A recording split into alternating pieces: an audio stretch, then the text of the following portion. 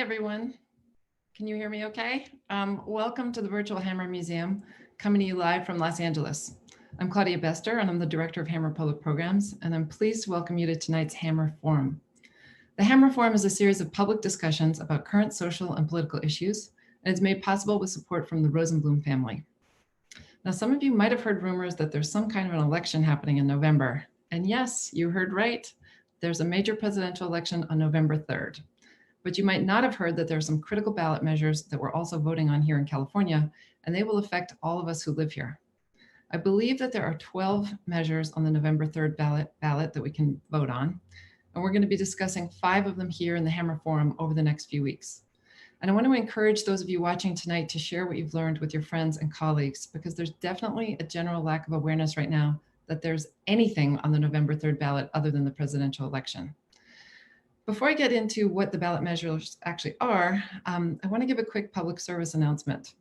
You will all receive a mail-in ballot automatically if you're registered to vote in California. You don't need to request a mail-in ballot this year because of COVID, but you do need to go to vote.org and make sure that your registration is still valid and that they have the correct mailing address for you. The ballots are due to arrive in our mailboxes on October 5th, and here's the PSA part. Last year, I personally waited to vote until the day of the election, as I always do, because I enjoy voting in elections with all my neighbors and my community. But I waited in line for 3 hours to vote, and there was no COVID, and it was not a major presidential election. So just imagine what it could be like this year. So here is the PSA. Don't wait until November 3rd. It's recommended that you turn in your ballot 2 weeks in advance to avoid any counting problems. So October 18th is the date by which you should mail in or drop off your ballot. And make sure you follow all the instructions carefully so that your ballot doesn't get tossed out for a simple error, like forgetting to sign your name on the envelope. So thank you for bearing with me on my little PSA. Now back to our mini series on ballot measures. We're not going to cover all 12, but we're going to do Hammer Forums on some of the big ones, including affirmative action, restoring voting rights to people who have gotten out of prison and are now on parole, ending cash bail, and clarifying whether Uber, Lyft drivers, and other workers who work full-time in the gig economy are employees or independent contractors. And tonight, we're going to talk about Prop 15, which is a bill that would raise property taxes on large corporations to current market rates, and which would raise an estimated $6 billion to $12 billion for California schools. Before we get started with the panel, I have a few notes for the audience. This program is being conducted via Zoom webinar, and in a Zoom webinar, we cannot see or hear you in the audience. We can just see your names and anything you type into the chat box and in the Q&A box. So we would really love for you all to introduce yourselves in the chat box and tell us where you're tuning in from. The chat's also an area where you in the audience can all talk with each other. And the Q&A box is where you type in questions you have for the panelists. Please note that this program is being recorded and will be available later on the Hammer website. So on to today's program. Our first guest speaker is journalist Judy Lin. She's an assistant editor overseeing economy and workforce coverage for Cal Matters, which is a nonprofit, nonpartisan journalism venture committed to explaining how California's state capitol works and why it matters. She edits a 5-newsroom collaborative project called The California Divide, which reports on inequality. And previously, she covered state finances, workforce, and economic issues as a reporter for Cal Matters. Lynn brings more than a decade of government reporting experience from the Associated Press, the Sacramento Bee, and the Detroit News, and is a longtime member of the Asian American Journalists Association. Her motto is, "Accounting for California, one tax dollar at a time." Scott Schaefer is a contributing reporter to the public media outlet KQED based in San Francisco. Schaefer migrated to KQED in 1998 after extended stints in politics and government to host the California Report. Now he is senior editor for KQED's Politics and Government Desk. He co-hosts the weekly show and podcast Political Breakdown. And recently he collaborated on an 8-part series about the life and extraordinary political career of the former governor called The Political Mind of Jerry Brown. Our moderator tonight is the Loyola Law School professor Jessica Levinson. Levinson studies the law of the political process, including election law and governance issues.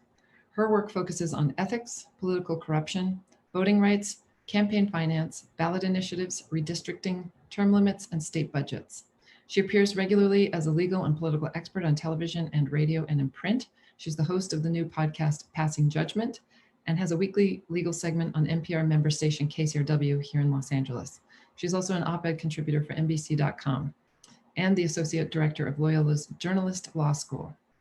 Professor Levinson served as the president of the Los Angeles Ethics Commission until 2018. She's also the founding director of Loyola Law School's Public Service Institute, which is dedicated to creating the next generation of leaders in government service. So hello and welcome, Judy Lynn, Scott Schaefer, and Jessica Levinson. Hi, everybody. Thank you, Claudia. It's so good to be back. We've had a little bit of a break since we finished the Hammer Supreme Court series. So I'm very happy to see some familiar faces. As Claudia said today, we are going to talk about one of the biggest propositions on the California ballot. And I'm so excited to be here with Scott and Judy because they truly are experts on all things California ballot initiatives and this particular measure. So all I'm going to do basically is set the stage and then really quickly get out of the way.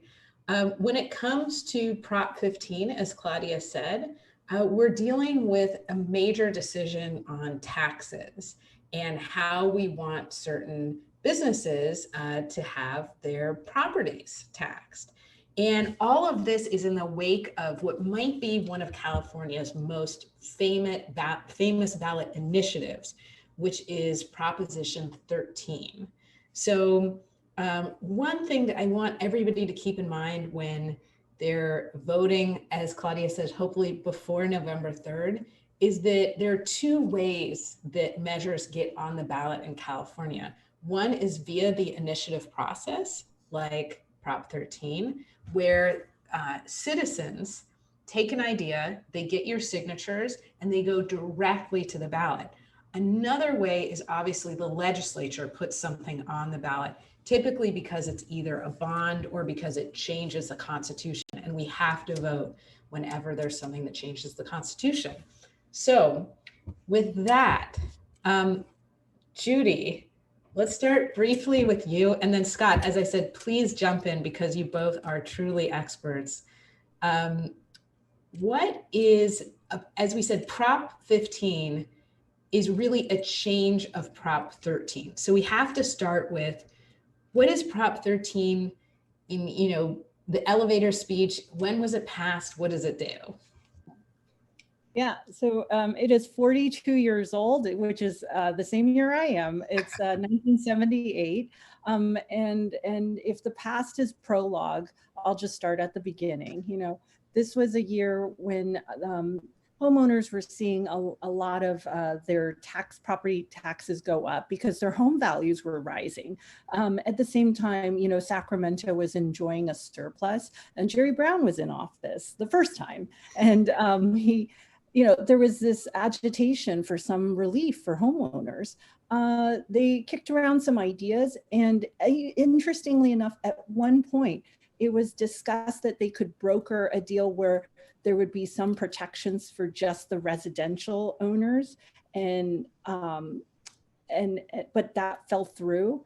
And what ultimately happened is what we got on Prop 13, which is a catch-all for commercial and residential properties. And obviously that's your classic tax cap assessing the taxing at 1% of the value of the home when you purchased it.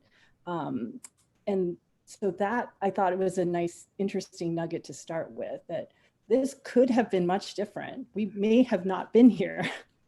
It's interesting, Judy. Claudia mentioned at the beginning that I did an oral history with Jerry Brown, and we talked about Prop 13, and we can talk more about his role in that. But there was a lot of pressure back in 1977, 78, because there was a growing surplus. And there was a lot of pressure to give some kind of a tax rebate. As you mentioned, there was talk about putting something on the ballot to help renters or, some kind of relief for homeowners. And in the end, they did put something on the ballot, but it didn't pass because it was on with Prop 13, which was just much more appealing to voters. And Jerry Brown actually told me that he almost endorsed Prop 13. He was known as a small government, less is more kind of politician back then in the 1970s. And when it passed, he immediately, although he had opposed it, he immediately on a dime turned and embraced it. And it passed in June of 1978, right as the fiscal year was upon us. It was budget season. So they had to suddenly they had this huge hole in their budget that they had to fix. They just had a matter of weeks to do it because the revenue had, the bottom had fallen out. And so it was sort of an emergency. And Jerry Brown, this is maybe too much history, but Jerry Brown did such a good job of acting like he supported Prop 13 that Howard Jarvis, who was the gadfly who, along with Paul Gann, put Prop 13 on the ballot, actually ended up doing a commercial for Jerry Brown's reelection. He was that sort of pleased with how well Jerry Brown had done in implementing Prop 13. But it was a political earthquake. I mean, it was not only did it trigger sort of the beginning of the tax revolt, which, Ronald Reagan, who had been governor, really rode to the White House in some ways in 1980. So you can't really overstate the impact, not just on, state finances, but really on the way government and its relationship with local governments was really transformed by Proposition 13. And it was so popular and remains pretty popular that it's always been regarded as the third rail of politics. If you touch it, you die. And so this ballot measure, Prop 15, really is kind of a bold kind of thing that has been discussed by liberals and opponents of Prop 13 for a very long time. I think the first time I heard the phrase third rail was with respect to Prop 13. And that's how I basically understood what it meant, because it is such a part of the fabric of California. And Judy, I want to pick up on one thing before we get into a few more details of the consequences of Prop 13, which is something Scott said about how Ronald Reagan in part rides to the White House on this kind of, in a very different era, this anti-tax reform sentiment. And there is that old saying, as goes California, so goes the nation. Was this really the beginning of, and did we see other states replicate Proposition 13? Was this the beginning of California again being a trendsetter? I would say yes. I mean, you saw, conservative California, the conservative California movement spread, the hell no, we won't take it anymore. The ethos of the argument that smaller government is more efficient. And, you can trace that to Reagan and Gingrich, and, it all evolves to the Tea Party further down. So I would absolutely say yes. And I would say that Prop 13, although we're focusing today on the property tax aspect, it did other things. For example, it required that any tax increase in Sacramento would need a 2/3 vote in both houses of the legislature. So that made it a lot harder to increase taxes. Voters over the years have added to Prop 13 and tried to expand it, for example, by allowing parents to pass along property to their children without having it reassessed as it would be without Prop 13. There have been efforts to make it more portable so that you can, if you sell a house, say in Sacramento or San Francisco, and you want to move to El Dorado, you can take that lower tax assessment value with you if that county says it's okay with them. And there was something on the ballot just in 2018 to also expand that idea statewide. It failed. But there's so many implications, but one of them was surely that it did, at least temporarily, shrink the size of certainly state government and to a certain degree local government, which became much more dependent on Sacramento for funding for a lot of things. Actually, Scott, let's pick up with that and kind of keep going with it for a second, because as you said, Prop 13, in my mind, the forgotten part is that 2/3 to raise taxes. And we used to have 2/3 to for budgetary issues as well.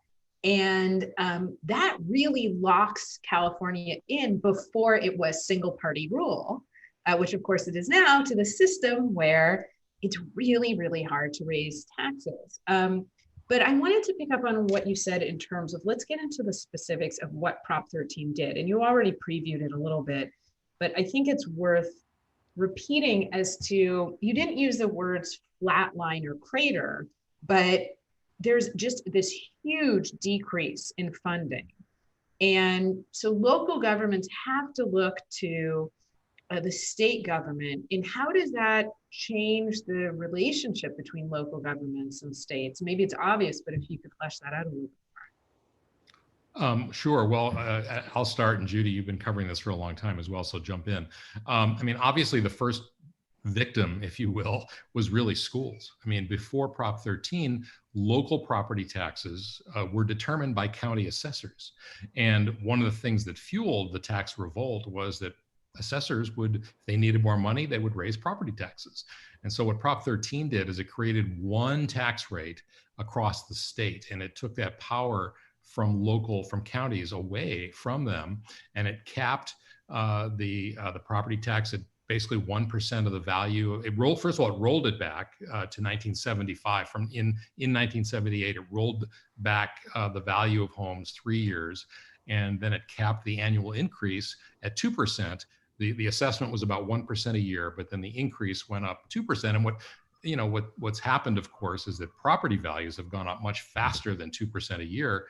And I'm getting ahead of myself a little bit, but you can have two homeowners living right next to each other, somebody who just purchased a property and then somebody who's owned it for 30, 40 years. And the person who's owned it, the longer you own it, the better deal you get. And it creates a certain inequity that actually went to the US Supreme Court and was upheld years ago. But schools at the time, California used to have the sort of, the gold standard in public schools, not just the UC system, but K through 12. I mean, people who went to school here during those years will tell you very fondly, how terrific the schools were.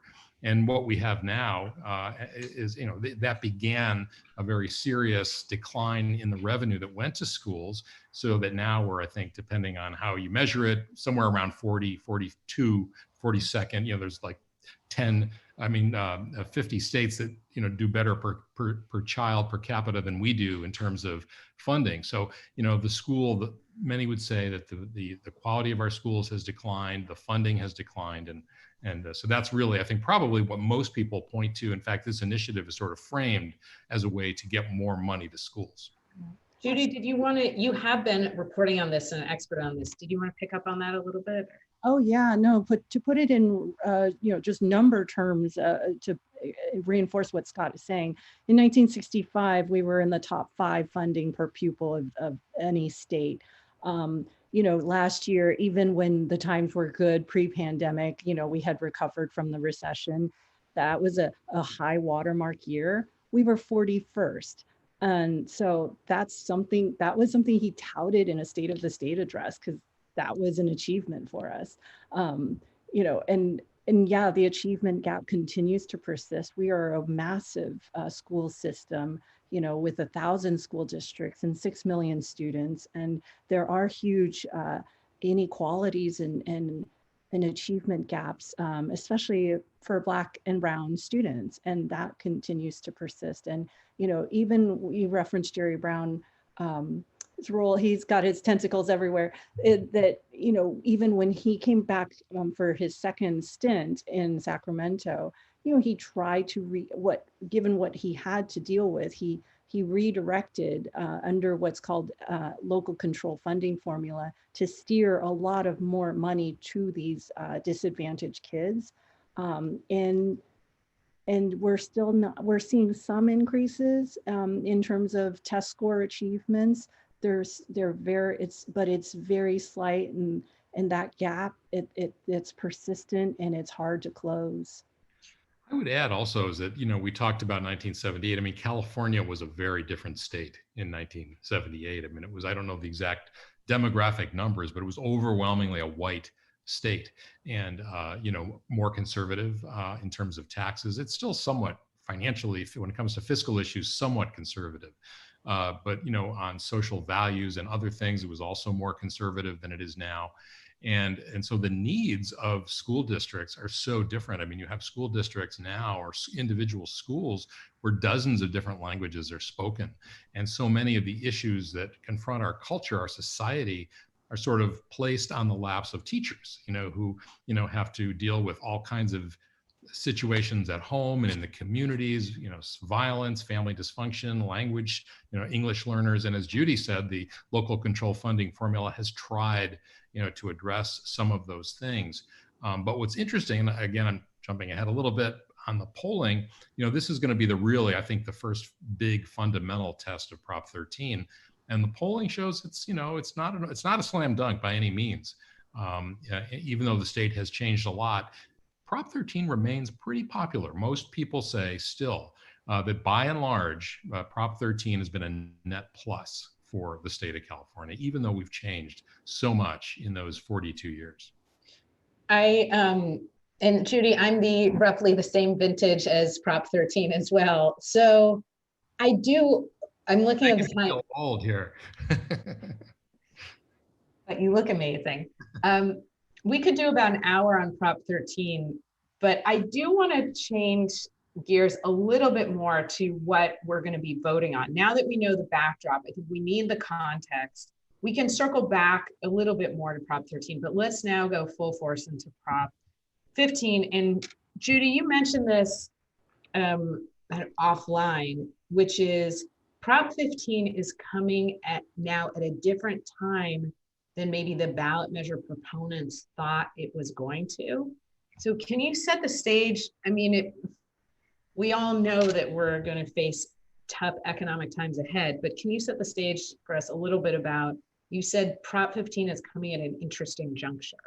Mm-hmm. Very much so. I mean, by the way, the idea of split roll, just trying to get Disneyland, Intel, IBM, the Chevrons, getting these corporations to pay more of their fair market value on their land holdings. That's been kicked around for almost a decade. I mean, this idea, this is the first time it's coming. And the proponents, mostly the California Teachers Association, the State Employees International Union, the labor organizations, they were pushing this when things were still good a few years ago, when we were still on an upward trajectory. The stock market was well, it's still, but the state budget was in a much healthier position. And so that the timing of it now, I don't think they could have foreseen COVID and the recession that's come since, but it'll be interesting to see how voters react to that. Is there a sense of wallet tightening? Do you grip, do you hunker down and just focus on the essentials? Or is now a time where you want to tax and invest in students and your local communities? I think and then as Scott pointed out, the demographics of the voting population is much different, and it's a different makeup. So that's another interesting thread to watch, the voters themselves. So all of that coming in, the timing is what's making it really interesting. And as Scott alluded to, the Public Policy Institute of California, a very legitimate, well-respected polling group, they found, if I recall, it was 51% in favor right now. And whoosh, that's like right, a thin margin, especially when you consider margin of error. So it is not it's not a done deal. It's not, it's going to be a tough sell still. Sure. And maybe we should say what exactly Prop 15 would do. We talked about that split roll, which what it would do is it would split off residential property from commercial and industrial property in terms of how taxes are assessed. Residential property, homeowners would not be affected by this really at all. But commercial property, like Judy mentioned, the big ones, Chevron, Intel, Disneyland, companies that have really iconic properties, but all businesses that have property over $3 million in value, they would, instead of having their property taxed on what they paid for it, like we mentioned Disneyland as being assessed at 1975 values with a 2% increase, up to a 2% increase a year, all those properties would be reassessed starting in 2022, and it would be phased in. And then they would be assessed roughly every 3 years. So instead of being taxed on what they paid for the property, it would be based on what they could sell it for. And obviously, anybody who has paid any attention to property values or has tried to buy a home in the state of California knows that that would generate a great deal of money by creating that split roll. And so business, as you would imagine, I mean, I think no matter what the sort of economic, social context, political context for a measure like this, I think it was always assumed that if a split roll measure was put on the ballot, it would be sort of Armageddon. There would be a lot of money spent on both sides. Actually, there is a lot of money being spent, but compared to some ballot measures in the past, it's not, off the charts, and more money is being, has been raised so far by maybe, 4 or 5 to 1 on the yes side. But the argument for the opponents is clearly the timing. Look, we have a recession, we have unemployment in the teens. This is not the time. We have businesses closing left and right. This is not the time to make it harder on top of all the regulations and already, high taxes. That this is not the time to make a change like this. And so, they wouldn't have necessarily, it would have made maybe a version of that argument like 2 years ago, but that is really the focus of their argument right now, is that this economy is really the exact wrong time to raise taxes on business. But as Judy said, we don't know how voters are going to interpret all that. There's also been a lot of talk about income inequality, corporations doing very, very, very well over the past couple of decades, while middle class, working class families have really struggled. Maybe they'll see this as, time for corporations to finally pay their fair share. We'll find out in about 6 weeks. Yeah, and Scott and Judy, I'm going to do something I do in class, which is, okay, so we just described what it is. Let's make sure we just describe what it is for everybody. And I think I may have did I freeze for a minute? No. Oh, okay. Sorry. Scott, well, then both of you can be mimes in a future life, because you were exactly still for a moment. So I want to make sure that, when people leave these hammer forms, they're absolutely clear on what they would be voting on. So the split roll, tell me if this is a correct characterization. We have Prop 13, which basically freezes the tax rate on property taxes for commercial property, for residential property, and says it can't go up more than about 1%. It can't go up, you won't be taxed at fair market value. So on my street, for instance, I have a suspicion that 2 neighbors, one is probably paying about $22,000 a year in taxes, let's say hypothetically. Another, maybe this house was handed down, it's about $1,800 a year, just to give numbers to how stark this can be. Both families may be sending their kids to the same public school. And the same is true for both commercial property and residential property. So this doesn't touch the residential property half, even though the opponents are saying it's going to be a slippery slope. We want people to know when they're voting, it's not directly touching that residential half. What is going to be touching is basically, is it accurate to say repealing Prop 13, repealing the freezing of the tax assessment, so that you will be then taxed on the fair market value? You won't, as big commercial property owners, big being defined as 3 million or more, you won't have the benefit of that only 1% tax. You will now be hit at the fair market value. Is that about what people should be thinking about when they're determining whether or not to vote for Prop 15? Yeah, I think that's fair. I mean, there's, with any ballot measure, there's more nuance to it. Yes. Like farm property is also not affected, but, ag groups oppose it because they think, it's going to affect if they plant more trees or more grapes, or get new equipment, that those things will be taxed. So there's a debate, about that. But that's what you described is essentially right. And the reason that opponents say, well, homeowners, you're next, is that it's kind of like they are trying to portray this as the camel's nose under the tent. Prop 13 has been untouchable, and now they're going to break off commercial property and industrial property, well, they're going to come for homes next, which I don't think there's any evidence of that at all. But that, one could say, sure, once you start whittling away at something, who's to say where it stops? And the opponents are definitely poking holes, right? I just got a press release today from the opponents pointing out that it's not a property that's $3 million. It's somebody who owns property that totals 3 million. So apparently, there was a profile of a barber shop here in Sacramento as a supporter of Prop 15. But it turned out that that family would actually be impacted by Prop 15 because the family has like 6 barber shops, or has different properties that total more than 3 million. So that in that way they start to the campaigns are needling at each other. Well, and another thing they say is, okay, maybe your taxes aren't going to be affected directly, but these businesses whose taxes will be raised, if you happen to rent a barbershop in that building and their property taxes go up, they may pass that along to you, in the way of higher rent. So, that I think that, and there may be some truth to that. You see that with, sometimes with rent, things get passed along to tenants.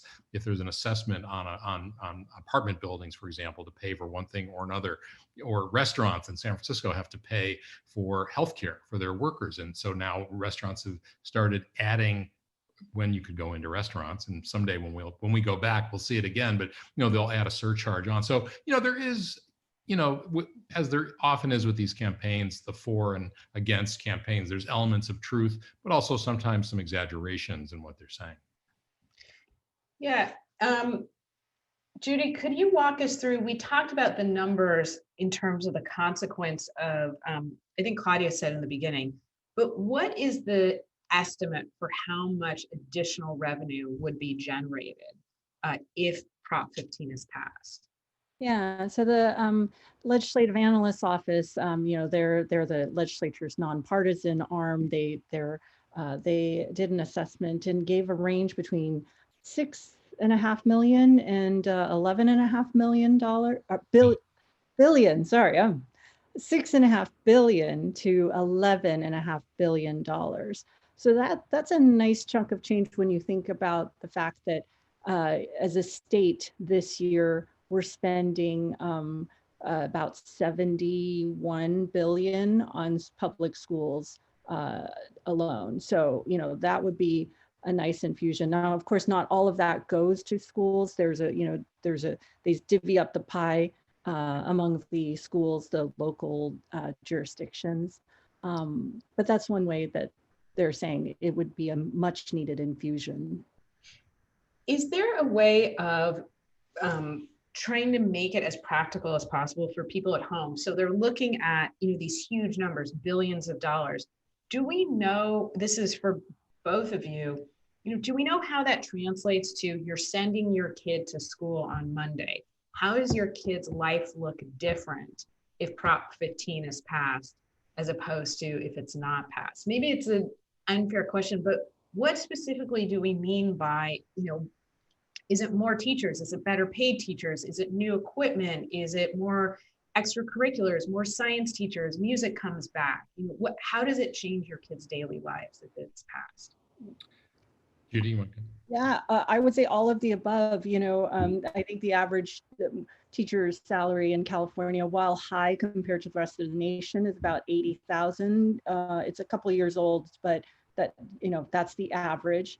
And for California standard, by California standards, that's not bad, but not great, in terms of our cost of living. And we do have we tend to have higher ratios, especially at the high school level. My understanding is it's about 25 students to one teacher in the elementary schools, but above 30 for the high schools. So that's exactly what all the proponents are saying this would do. Even in good times when the state was on a recovery path, there was still a shortage of nurses and counselors. extra services, teachers' assistants, all these things that had been cut from the recession that just have never even come back. And I would just add, the way you framed it, Jessica, you said, well, I'm sending my kid to school Monday. So, I mean, obviously things would not change that fast. I mean, for one thing, the first amount of new revenue would go to the state and to counties, because counties are now going to have to hire a whole bunch of new assessors, especially more urban counties. And we can get into this later, but rural counties could actually end up losing some money. It's really, if you think about it, it's the counties where there are very valuable properties with big commercial enterprises. Those are the counties that are going to benefit the most. If you're up in Modoc County or Trinity County, or you're up in Humboldt County, you probably aren't going to see that kind of revenue. In fact, if you go to the Yes on 15 website, there's a little thing that says, find out how much money your county is going to get from Prop 15, and only half the counties are there. And I don't know if that's exactly the only counties that are going to be in the black with this, but it is not an equal distribution of money, and so the first amount of additional revenue will go to counties and the state for lost revenue in the terms of the state, and then additional costs for the counties, and then the rest when the revenue comes in, it'll be 60% goes to local governments, 40% to schools, and so. Critics are saying, well, yeah, but a lot of that money will go to things like paying the cost of pensions, which are unsustainable. I mean, there's a huge unfunded mandate for pensions, for example. And there are critics of, say, the income tax increase, the sales tax increase under Prop 30 that Jerry Brown got passed, and then it was renewed. Critics will say, well, a lot of that money doesn't even go into the classroom. It goes to pay for these exorbitant and rising costs for pensions and retirement costs for teachers. That's kind of a separate conversation, but it's really hard to say in response to your question, how is it going to affect my kid? As Judy said, there are many, many things that are not funded currently in public schools, nurses, the arts, all sorts of things, just more teachers generally, so that there's smaller class sizes. Those are all legitimate, real needs that could be addressed with this additional money. Yeah, Scott, can you reiterate why it was, and you said it, but I think it's important for people, again, when they're sitting down at their kitchen table and they're thinking about what exactly is going to happen if Prop 15 passes. Can you reiterate why it wasn't fair for me to say what changes on Monday? So what is the timeline? Or, I mean, Scott, I'm staying with you because you pointed out that, I'm trying to make it feel very immediate for people, but nothing changes Monday. So Monday or Tuesday. The world keeps spinning. And in fact, in pandemic times, it could be Monday, it could be Thursday, who's to say? It's California elections. We might not have results for weeks. So, let's just pause there for 1 minute. This doesn't have to do with Prop 15, but Hammer viewers, it doesn't mean that anything's wrong if we don't have the results on election night. In fact, it could mean that everything is working as it should. So, I mean, Judy, you have so much expertise in the state capitol, and you are so on the nose. But this year in particular, right, because there's going to be so many more vote by mail ballots. It's not going to be, okay, it's 8 o'clock on the East Coast. Who's the president? I mean, and in fact, like, viewers, get ready. It does not mean that there's anything fishy or nefarious. Okay, I'm sorry with that. The soapbox is put to the side for a minute. Scott, so what is the timeline? What should people be thinking? Yeah, so the first reassessed properties would begin to occur I believe it's 2022. And so that's one of the arguments that the proponents make, is that, look, the economy may not be good now, but by the time we start to implement this and fully implement it by 2025, we're going to have an entirely different economic situation. Could be worse, but it'll be different. And so that's why there is that phase-in period, and it gives counties a chance to sort of gear up, because they can't just flip the switch, and immediately reassess these properties. And again, it really, in counties like San Francisco, Santa Clara, San Mateo, where you've got all, like Silicon Valley, you've got all these properties that are going to need to be reassessed. So I would imagine, assessors are not thrilled about the idea of having to do this, but it would, mean a lot more revenue for those counties. Yeah, we viewers, I see that we have a lot of good questions rolling in, and we will definitely get to those before we sign off. I want to talk a little bit about the, we talked about this briefly, but Judy, maybe we can talk about this. It does not affect the half of Prop 13 that deals with residential property. What else is exempted? Scott talked about farms. Is there anything else we should be thinking about in terms of where are the carve outs for Prop 15? I think we touched on the big ones. The homeowners are protected. The ag folks are protected. There's the small business angle, anything under 3 million, right? If you are that standalone salon, and you do just have one shop, that you'd be exempted. Scott, help me out. I think those were the key ones. I think those are the big ones. And this isn't really, germane to this exact thing, but, one of the reasons that proponents say this would be fair is that there is a loophole in Prop 13.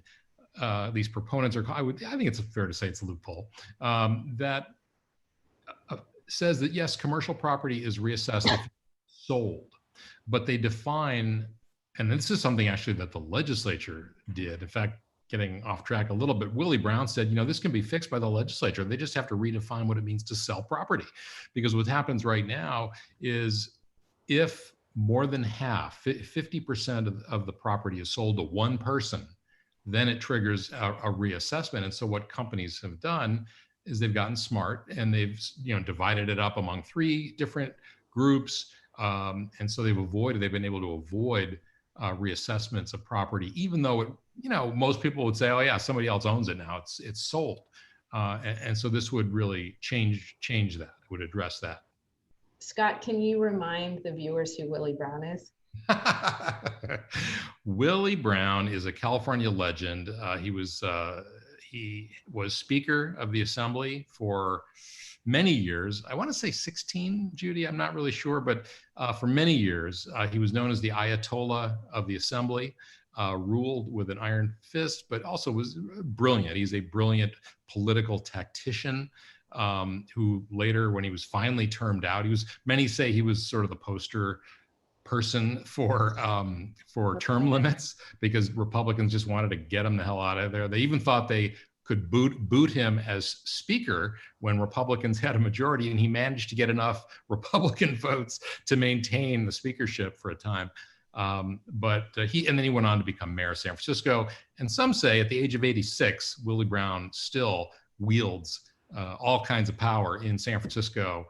And he was bragging the other day that Gavin Newsom, that he got this bill to, affecting gig workers, an amendment to Lorena Gonzalez's law that got an exemption built in just for Willie Brown, who is a freelance journalist.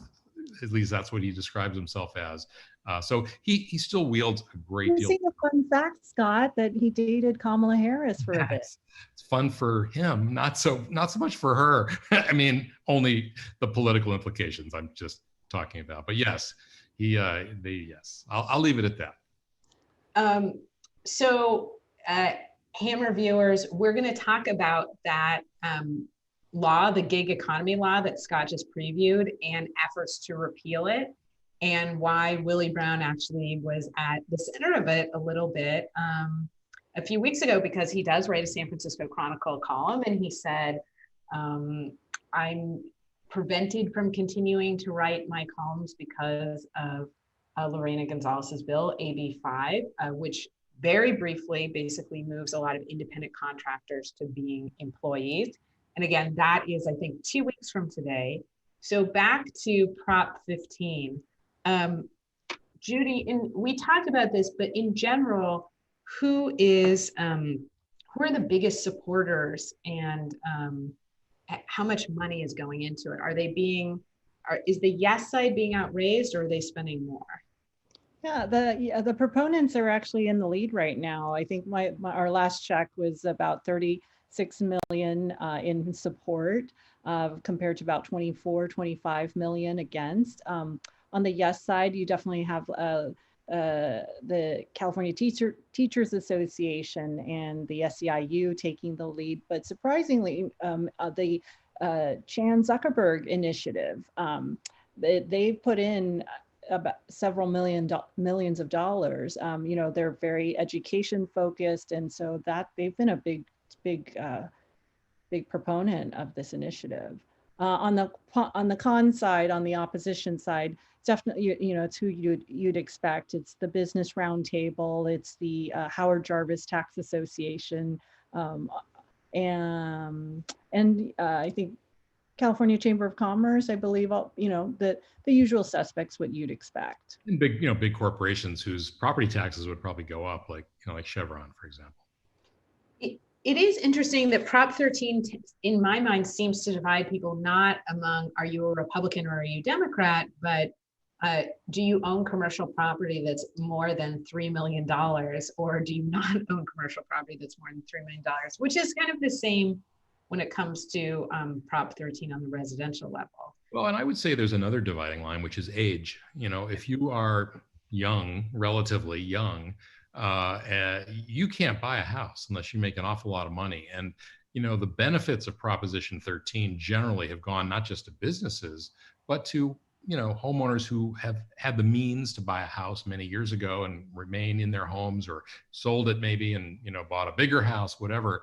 And so younger voters are more inclined to want to look at Prop 13, and whether it's for Prop 15 or other ways of reforming Prop 13, because the younger you are, the fewer benefits you get, and perhaps in some ways you pay a price for the property tax structure in California the way it is, which is kind of Byzantine, and not, no matter what you think about it, it's not equitable. It's just the benefits are distributed unequally.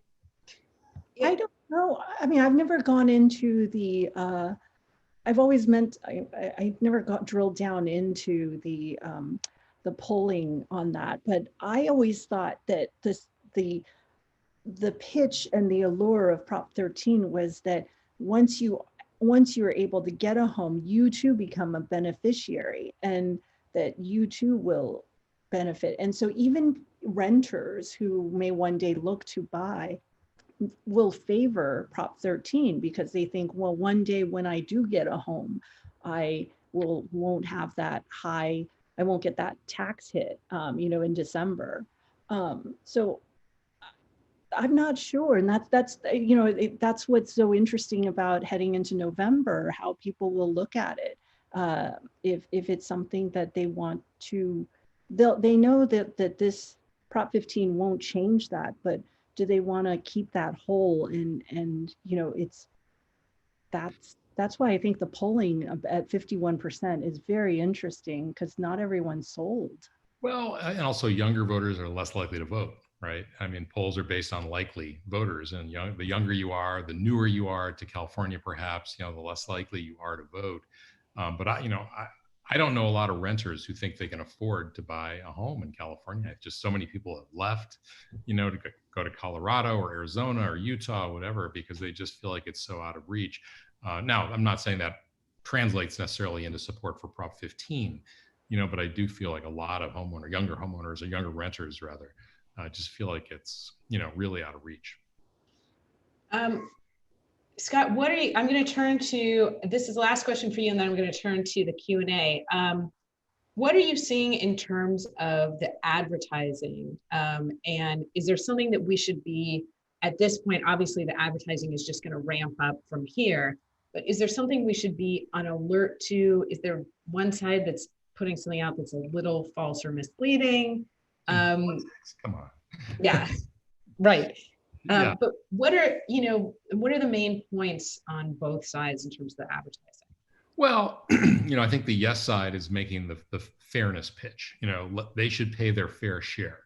They have unfairly benefited from a loophole in Prop 13, And the companies often cited, as we said, Disneyland, Intel, Chevron, these big companies that are paying artificially low property taxes. And I think, as always with political ads, one side or both sides will kind of, stretch things a little bit. I mean, this is a very complicated ballot measure, as a lot of ballot measures are. And so if you get 30 seconds to convince somebody, you have to pick and choose you have to make one argument, really. And so one of the things that I've seen in ads is that help nurses get the protective equipment they need to in the pandemic to stay safe. It's like, how is that related to I mean, I guess you could make some argument that local governments and counties, maybe the county hospitals will get more money. So I think those are kind of a bit of a stretch. I mentioned that they're talking about all the additional revenue, but it's not equally distributed. There are counties, the LAO, the legislative analyst, said that rural counties could lose money. And the no side is saying, as we talked about earlier, well, this is going to threaten homeowners. Well, there's nothing in Prop 15 that threatens homeowners. In fact, homeowners are protected, essentially. They won't be touched at all. They're also, the no side is saying this is going to drive up costs for everyone. Not really clear how that's true. They'll say that schools, I've seen ads that say schools are the lowest priority, which is true, I guess, because local governments get 60% and schools get 40%. So, you could say that's kind of bending the truth a little bit. But I don't think we ever look to political advertising for, paragons of accuracy and truth necessarily. But those are just some of the things that jump out at me that were suspect. We look to Cal Matters and KQED for that. PolitiFact. Yes, PolitiFact as well. All right, we now have 17 questions. Let's hit it. Judy, I'll start with you. We obviously didn't rehearse these ahead of time. From Brenda, thinking about property taxes on corporations, would Prop 15 also affect businesses who are not corporations? So it's just the property that's owned, not the identity of the owner. Is that correct? Yes, if I understand your question, you're saying that if I am Judy's salon, and I just run the business, I'm not the one taxed, it's the person who actually, it's Scott who owns the building that gets reassessed. That way. Yeah, oops, I don't know. Oh, this is the Hammer staff saying we are now in the Q&A portion. Oh, okay. We're still on the air. The only thing I would add is, as Judy mentioned earlier, that salon or barbershop in Sacramento, if you're a small business owner and you happen to own 6 relatively small properties, but they add up to more than $3 million, your tax bill, could go up. Whether or not you may not be a big corporation, you could be a relatively small landowner, property owner. Yeah, so the Prop 15 cares about what is owned, meaning is it commercial or is it residential, as opposed to how the owner is, whether the owner is an individual or a corporation, which is another way of saying Prop 15 looks to whether it's commercial or not whether the owner is a corporation or not. So Brenda, I hope that answered your question. Let's see. What about, this is Lisa, what about people renting in apartments, the elderly on fixed income? Is the tax going to be passed on to them in increased rent? So that should no, that should be a no, because in theory, even if I own a apartment complex with 100 apartment units, it's a residential property, so ergo it won't be affected.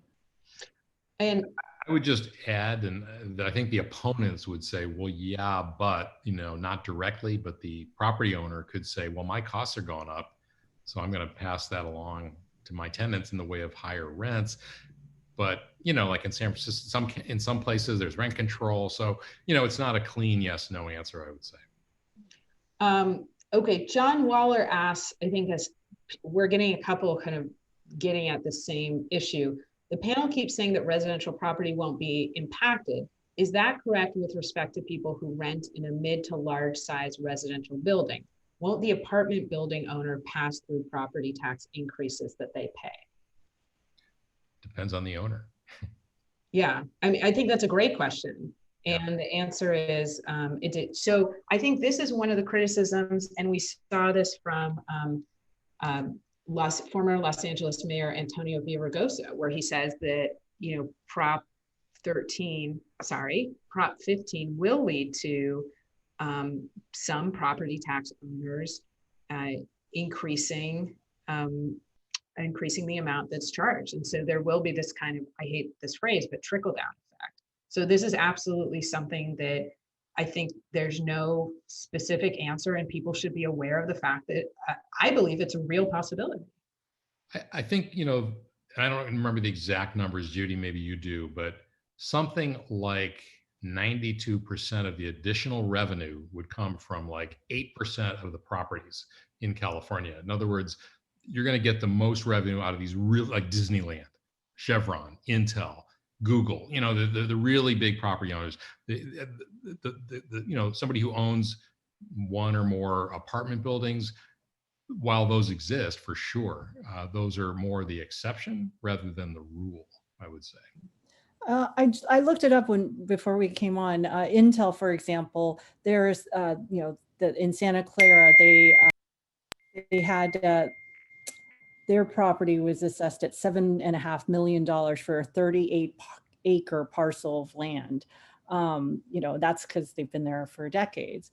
You know, down a few miles, you've got Google at 12.5 acres, a fraction of that, and that they're assessed at $65.5 million. Because obviously Google's a newer company, even if it is 20, 25 years old. So that's what you'd be looking at, the Intels, the IBMs, you know, the real older property owners on the corporate side. Yeah, and as I said earlier too, like I think some of the iconic buildings in San Francisco, like the Bank of America building, even though it's technically been sold, it hasn't triggered the reassessment under Prop 13, which is the loophole that we talked about earlier. All right, we have 21 questions, so I'm going to try and do a little bit of a rapid round. Some of them repeat, which makes me think that it's worth it for us to repeat to make sure that everybody's clear before they leave. Rachel says, I imagine that part of the argument against would be that the tax increase will drive large corporations that provide lots of jobs out of California. Is there any evidence to support that? Have we seen that in the past? You know, if the past is prologue, have we seen any evidence of that phenomenon? I think what you see is companies not so much leaving or picking up and move, but when they grow, they decide, well, I'm going to, especially now, everybody's working virtually. You know, I'm going to expand in Austin, Texas, or I'm going to expand in Phoenix, or in Reno, or whatever. And I think I think more likely would be that companies may decide to slow the expansion of their business in California, you know, if they feel that the cost of doing business doesn't really pencil out as much. All right, Fabiola asked for some clarification about the exemptions. What are the exemptions? It does not touch homes or rental buildings, agricultural land, and mixed use buildings, question marks. Buildings that house 50% or more of small businesses. Sorry. So what about mixed use? I'll mute myself. Judy, you want to take that? Sorry, I've got a toddler trying to break in, by the way. Oh no. You know what? I think I'm stumped on that one. Pass. Yeah, I mean, I think it was the question exemptions. I mean, it's basically that $3 million value, and you know, if you have more than one, even if one property is $500,000, if you've got 7 of those, you're gonna be affected. I think there is questions about the value of certain equipment, for example, or improvements on like ag land is not included or is exempted. However, you know, ag interests say that they are going to have to they will be assessed on, if they have more trees, more grapes, more equipment, that kind of thing, improvements, that wouldn't be part of the actual real estate, the land itself, and some of these things end up getting decided in court. I mean, it is not unusual for sure. Jessica, you can speak to this. There's, any major any major ballot measure is certainly there are going to be lawsuits to settle questions like this. I'll choke to this, but I can't speak to this. Judy, I will just say, as the parent of a toddler, we will understand if you need to remove yourself for a moment. We understand that we are all in virtual hammer land. Scott, I want to make sure that this was mentioned, but what about a mixed use property? So if a mixed use property, meaning it's part commercial, part residential, does the ballot measure answer that? I think that was part of Fabiola's question. Or do we look at what percentage of the mixed use? My understanding is this. Sorry. You mean like a building that has stores on the ground floor and? Exactly. Well, it's a good question. I mean, I'm thinking that's commercial property because somebody owns that building. I mean, I suppose they could be individually owned condos, and those would be protected. It's a good question. I hadn't thought about it in that way. Like, there are buildings right near where I live in San Francisco, which are condos, but they're commercial on the ground floor. I mean, given the property values here, I wouldn't be surprised if just the commercial part of it is, is more than $3 million. But it's a good question, and I'm going to find out the answer to that. I don't know. So don't take this to the bank, but I suspect that you actually value the portion overall that's used for commercial purposes. And or that when we litigate this, which certainly we will, that may end up being part of the answer. But the land itself, I mean, yeah, I don't know how that works. I mean, if you own a condo that's sitting in a building that's on the land is valued at whatever, $30 million. I mean, I don't know. I don't know how that breaks out. Judy, I definitely didn't mean to send, please jump in whenever you want. I'm going to keep rolling because I'm thrilled to see we have 24 questions. We'll do them quickly. Pamela asks a good perspective question. How many other states forbid the reassessment of commercial and industrial properties to market value? Which I think maybe means how many other states have a Prop 13 that covers commercial property? And is this common throughout the U.S.? So my understanding is that Prop 13 is a very California thing for most part. I mean, Warren Buffett even talked about it, that how his home, he's got some Laguna, I forget if it's, he's got some properties in Laguna Beach or somewhere in California, but that he pays less on those beachfront homes than he does in his Midwest home, just because of Prop 13. And my understanding is that Prop 13 itself is a very California character. There are definitely states like Connecticut with high property taxes, and people have to stock up just to pay for the property taxes there. But then on the other side, I'm not aware of other states that have what we've got. The other thing about California that is unique is that we have the most robust, strong, direct democracy system. So in California, if the voters do something, only the voters can change it.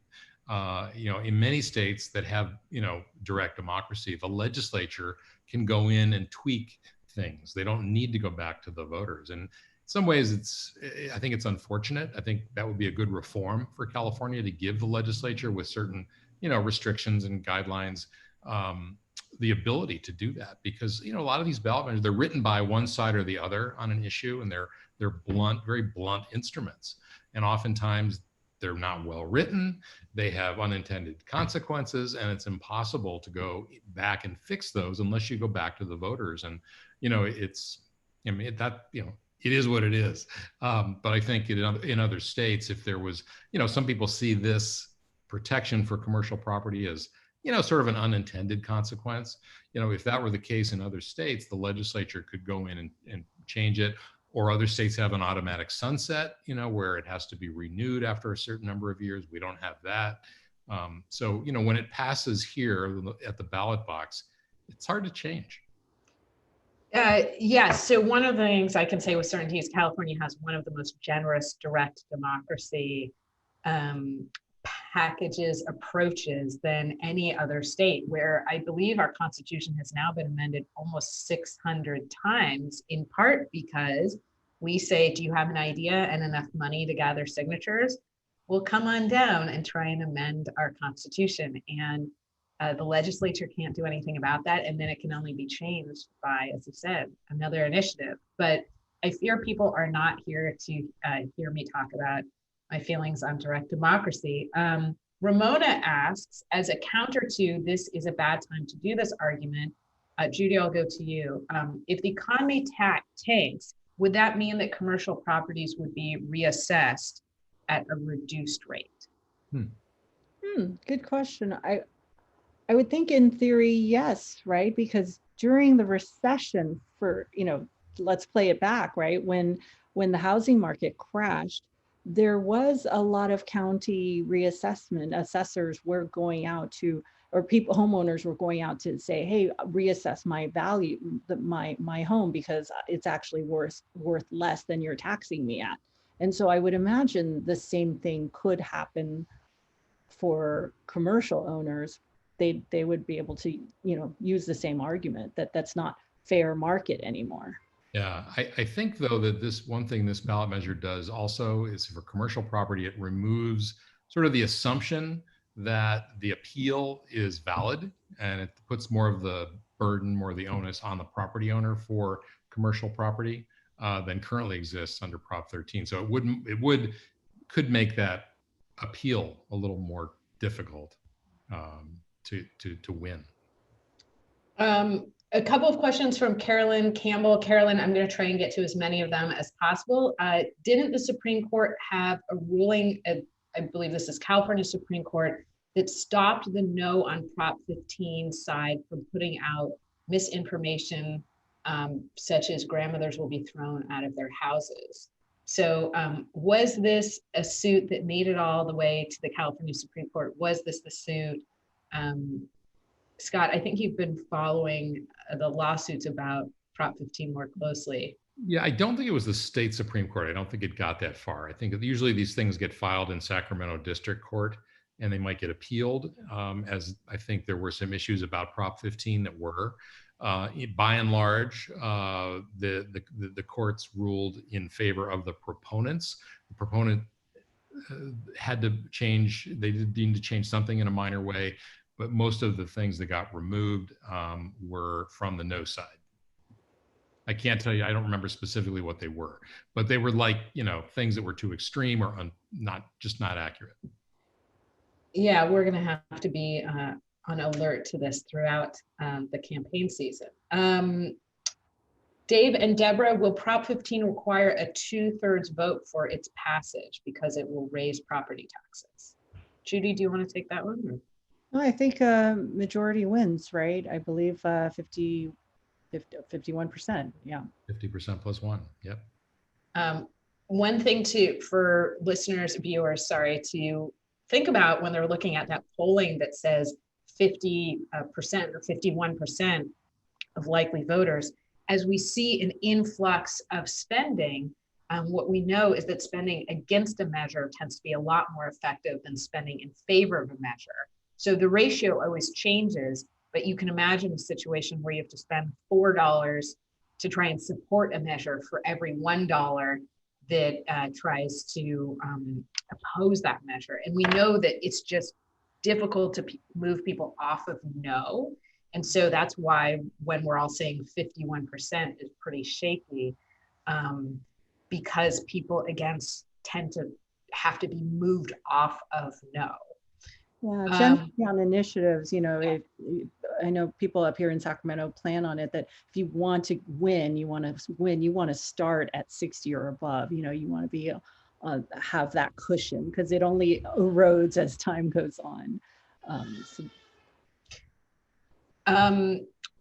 okay, it's 6:15. I'm gonna try, because I'm so happy that people, bother to ask questions. So I'm gonna try and plow through a couple more, because I want everyone to be sure that they understand what they're voting on. Lisa F asks a good question. If assets are owned in different LLCs, but through the same owner, do they still aggregate to kick in the over $3 million tax effect? You're the lawyer. What do you think? I play a lawyer on Zoom, Scott. What do you think?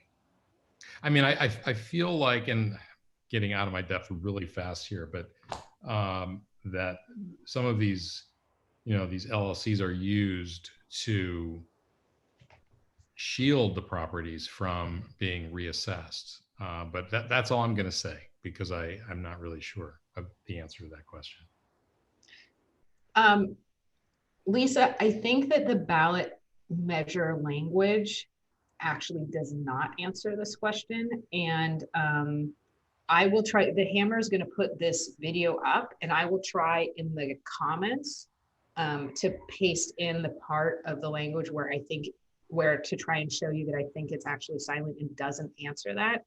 Or I'll say, you know what, I was wrong, and here's the part. So I think the Hammer's going to put it up, and I'll try to make sure that I can put in the comments a better answer for your question. But I think the answer is we'll see you in court. All right. Let's get to a few more.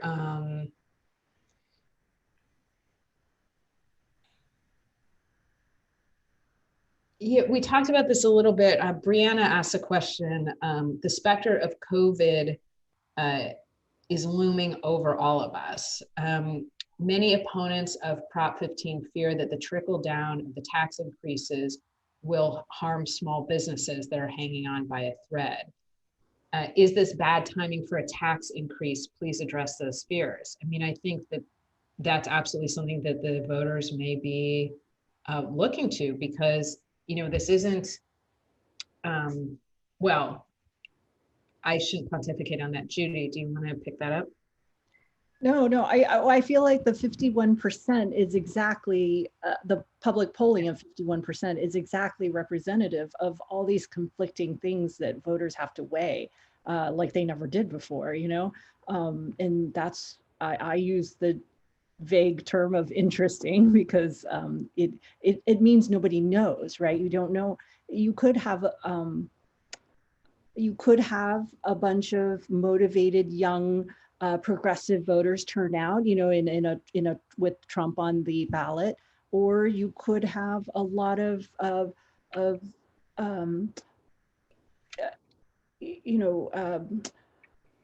homeowners who are seeing what's happening around them and just saying, no, I don't want change.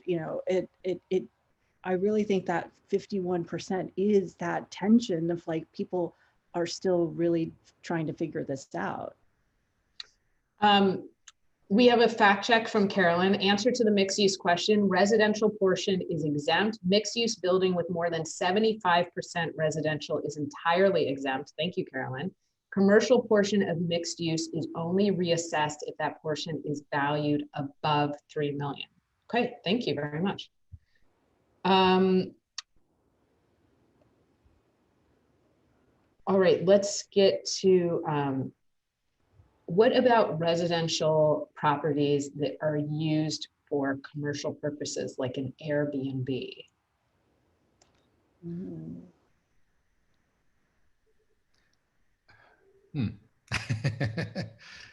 See you in court.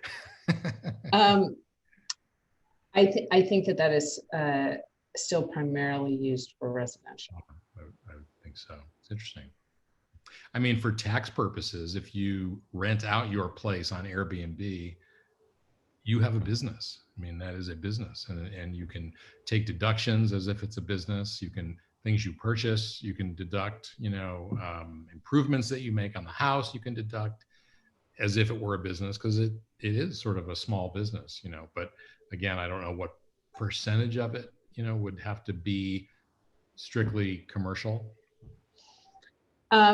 Scott, you brought up the Willie Brown op-ed. Carolyn asked, didn't Willie Brown get paid $20,000 for the anti-Prop 15 op-ed? Yes. Well, I don't know if he got paid for that. And that's, the problem with Willie Brown's column, because he says all kinds of things in there for and against things, and you don't know who he's taking money from because he doesn't have to report it. And so we have yes, he has gotten money from the no side. And I don't know if Antonio Villaraigosa did also. He wrote a piece in Cal Matters opposing Prop 15. It wouldn't surprise me. So yes, Willie Brown this has always been true of Willie Brown. He's not, without his conflicts of interest.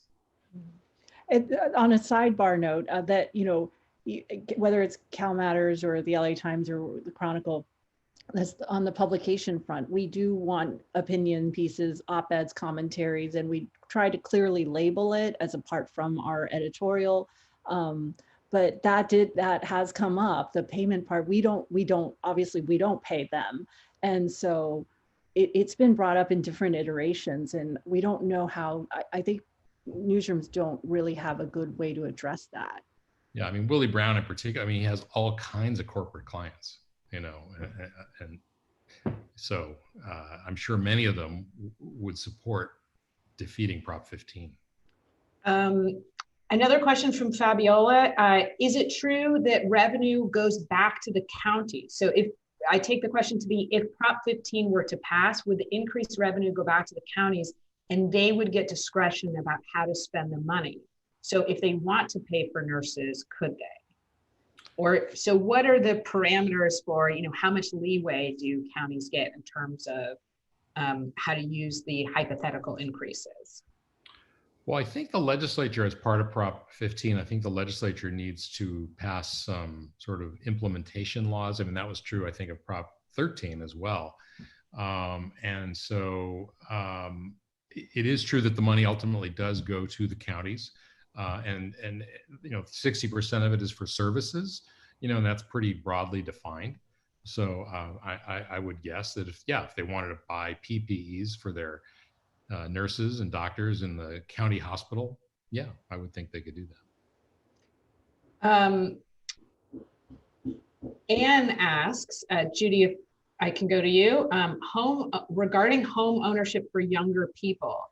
Isn't Prop 19 planning to reassess inherited properties? Inheritance is often the way young people can eventually own a home. Reassessing the tax base could push them out of that affordability. Prop 19 or Prop 19? It says Prop 19, but I don't think that's what's intended. Let's go with Prop 13. Or 16. Or 15, I'm sorry. Excuse me, 15. We don't have our numbers anymore. Sorry, so the question is the assumption that people, because California home prices are so exorbitant that the only way you can get a property is to inherit it from your parents now? Is that? You know what, sorry, you know what I'm gonna do? The Prop 19 is property tax transfers, exemption, and revenue for wildlife agencies and counties. So Judy, instead of putting you on the spot, I'm going to say the same thing, which is I'm going to try and answer that question in the video below. The short version is that, again, Prop 15 only addresses commercial properties, and that Prop 19 does something qualitatively different. All right, let's see. So we have Brianna asked the same question, and I'll just flag for you. Does commercial property include residential rentals and businesses like short-term Airbnb rentals? And so we already talked about that.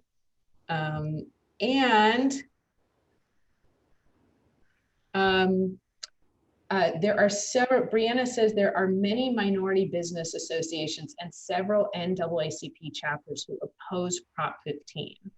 Some are franchises like McDonald's or public storage. Some are afraid that the landlords of small businesses will pass the property tax increases down to them. Please address the concerns of these minority business owners.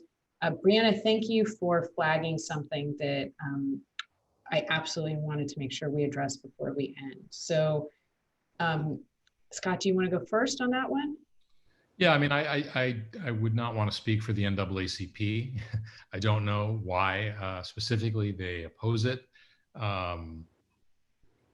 So I just don't know the answer to that. And the same is really true for these small individual owners of companies. I mean, a lot of small businesses operate on a pretty small margin.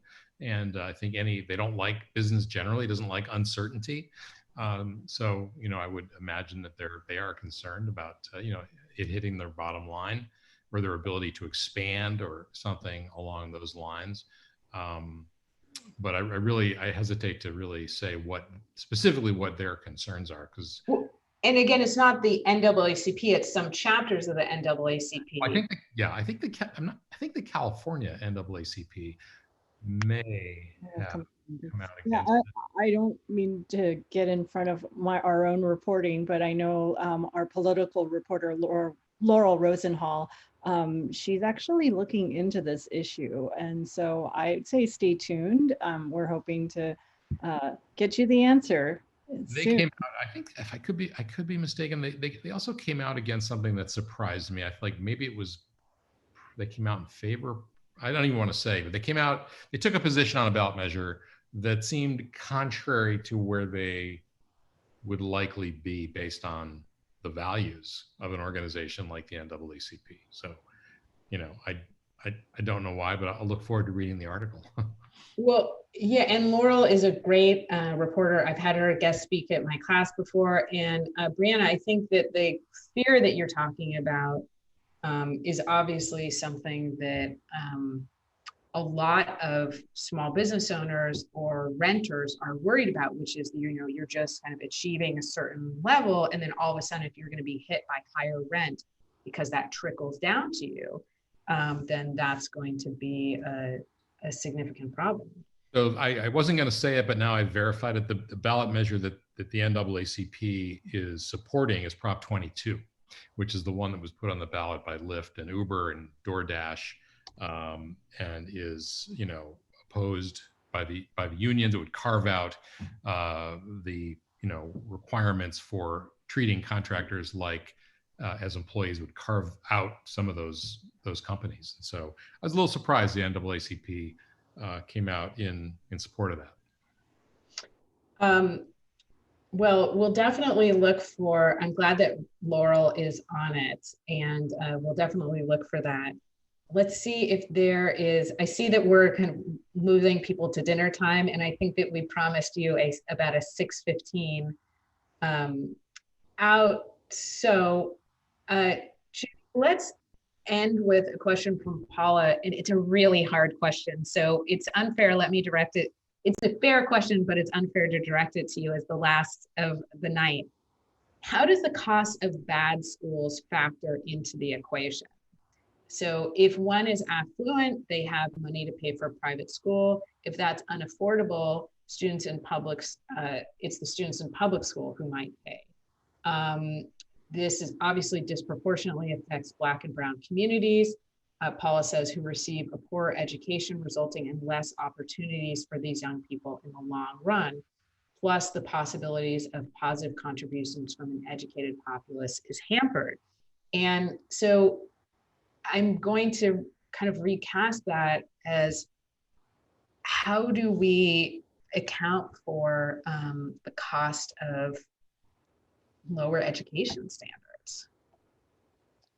You mean it, gosh, I mean, I think this is a case of you get what you pay for, right? I mean, this is, we know just through the history of what Prop 13 has done, that you end up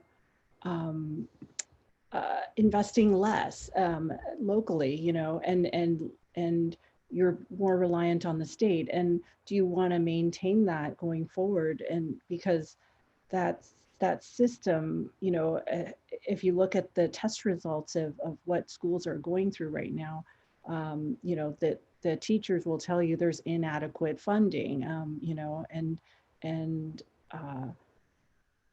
that is a value judgment that you as a voter now will take to the polls, right? And that's why Prop 15 needs your attention. Yeah, and I would just add real quickly. I mean, there's, many people have talked about the schools to prison pipeline. When they're failing schools, kids are dropping out. They're not going on to college. They're not even getting a high school degree. In some cases, they end up in the criminal justice system, sometimes going to jail or prison, not getting the kinds of jobs and the kind of education that you need to get ahead. And so, yeah, there's all kinds of costs related to, schools that are just not up to the demands that are placed on them. All right, here's the real last question. Why are essential services like K through 12 education tied to something as unpredictable as property tax values? Why aren't schools funded by the state overall rather than local property taxes? Is this a recipe for inequality?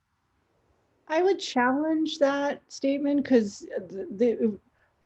so before Prop 13, schools were heavily tied to local property taxes. As a result of Prop 13, the reliance on property taxes has diminished considerably. We are, in essence, it's income taxes that now that you pay to the state, then the state sends it down and to the county, and that gets distributed to your school district.